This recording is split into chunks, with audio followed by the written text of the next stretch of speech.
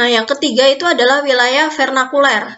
Wilayah vernakuler adalah wilayah yang dibangun atas dasar persepsi atau identitas unik masyarakat terhadap wilayah tersebut.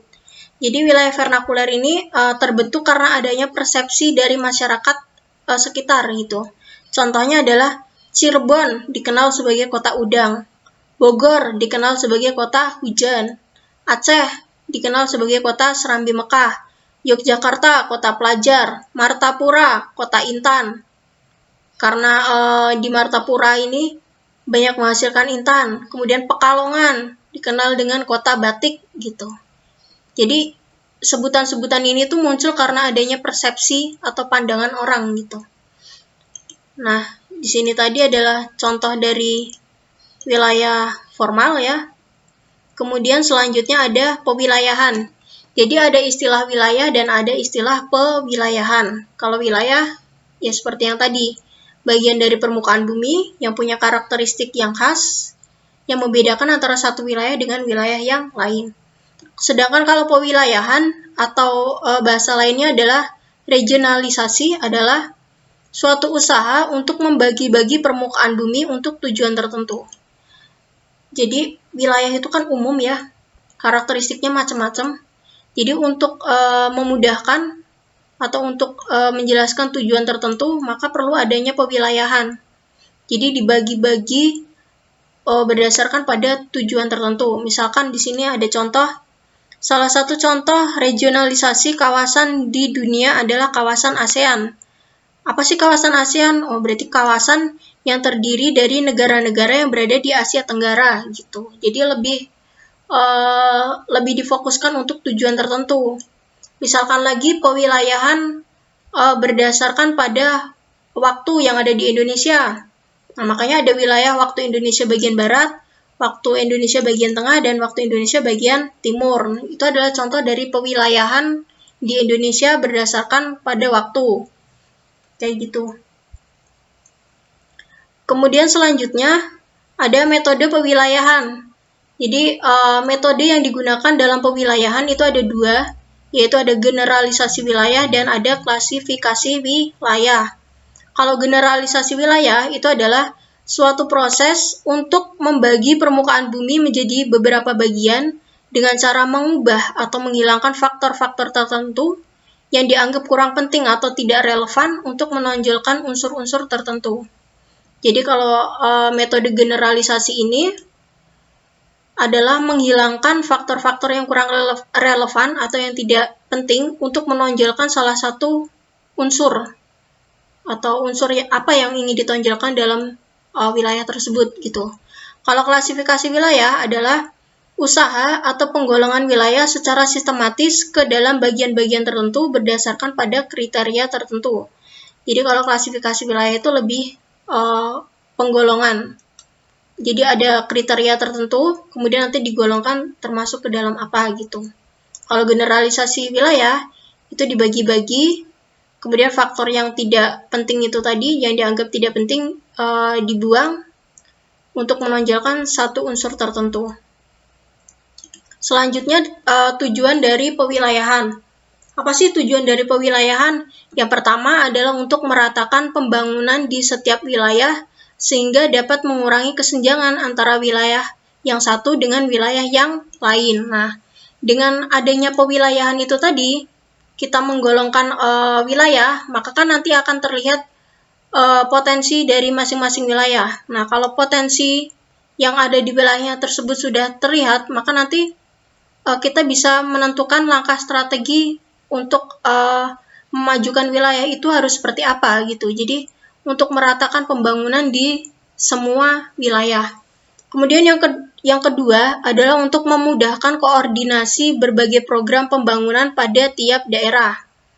Nah, misalkan juga ada pewilayahan yang berdasarkan administrasi. Itu kan dari atas ada wilayah provinsi, kemudian di bawahnya ada wilayah kabupaten atau kota, kemudian di bawahnya lagi ada wilayah kecamatan, nanti di bawahnya kecamatan ada desa gitu. Jadi dengan adanya pewilayahan, dengan pengelompokan berdasarkan misalkan sistem administrasi itu tadi, maka akan memudahkan koordinasi berbagai program gitu. Jadi program-program yang ada di pemerintah pusat, yang dari pemerintah itu bisa dikoordinasikan sampai ke bagian paling bawah. Nah, itu juga berkaitan dengan yang ketiga, yaitu menyosialisasikan berbagai program pembangunan kepada aparatur pemerintah dan masyarakat serta pengusaha. Kemudian yang keempat, untuk menyederhanakan informasi mengenai keanekaragaman dan gejala atau fenomena di permukaan bumi. Dan yang terakhir adalah untuk memantau segala perubahan yang terjadi, baik gejala alam maupun gejala manusia. Itu adalah tujuan dari pewilayahan. Kemudian yang selanjutnya adalah tata ruang. Apa sih tata ruang?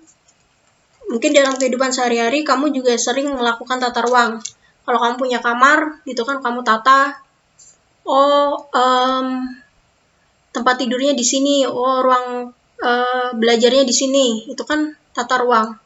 Buat apa ruang itu harus ditata? Buat apa kira-kira? Biar lebih rapi gitu kan, biar enak dipandang, dan lain sebagainya. Sama, wilayah itu juga perlu dilakukan tata ruang. Supaya apa? Supaya fungsi dari wilayah itu bisa berjalan sebagaimana mestinya. Gitu. Jadi, definisi dari tata ruang sendiri adalah wujud ruang atau pola ruang yang disusun secara nasional, regional, dan lokal. Kemudian alurnya, itu bisa kalian perhatikan di sini. Nah, dari mulai yang atas itu ada RT-RWN. RT-RWN itu maksudnya adalah Rencana Tata Ruang Wilayah Nasional. Jadi secara nasional, seluruh Indonesia. Artinya, Rencana Tata Ruang Wilayah Nasional ini dibuat oleh pemerintah pusat.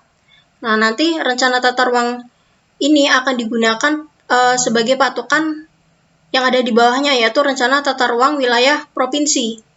Nah, di sini ada contoh gambarnya sih peta Jawa Tengah.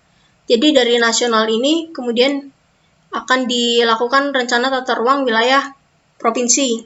Kemudian dari provinsi nanti digunakan acuan untuk membuat Rencana Tata Ruang Wilayah Kabupaten dan Kota.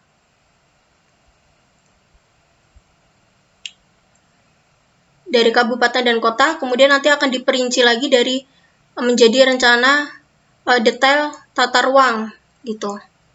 Jadi masing-masing dari baik itu nasional, provinsi, kabupaten, kota itu saling berkesinambungan. Jadi dari atas ke paling bawah itu rencananya jadi lebih detail gitu. Jadi harus saling berkesinambungan gitu. Kenapa ruang itu harus ditata? Lalu apa atau dampaknya bagaimana kalau misalkan ruangnya tidak ditata? Ya akan menimbulkan berbagai permasalahan seperti misalkan di sini kemacetan, kemudian di sini ada pemukiman kumuh makin banyak, dan ada yang terakhir ada banjir. Ini adalah beberapa permasalahan yang timbul akibat rencana tata ruangnya tidak dilaksanakan dengan baik, ya kan? Jadi dalam wilayah itu ya harus buat rencana, misalkan daerah resapan airnya itu harus berapa persen, wilayah industri itu harus ditempatkan di mana, kemudian pemukiman penduduk itu di mana, jalan raya infrastrukturnya itu harus berapa persen, kayak gitu. Supaya apa? Supaya masing-masing daerah ini atau masing-masing wilayah itu bisa berjalan sebagaimana mestinya. Kayak gini kan, ada perumahan di pinggir-pinggir sungai Bantaran, itu kan akan mengakibatkan sungainya jadi tidak berfungsi sebagaimana mestinya.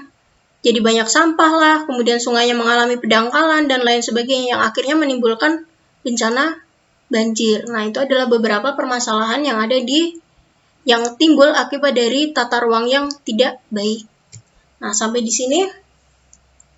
Silakan kalau misalkan ada pertanyaan nanti bisa diajukan di grup WhatsApp yang ada di kelas atau di forum diskusi yang ada di Google Classroom.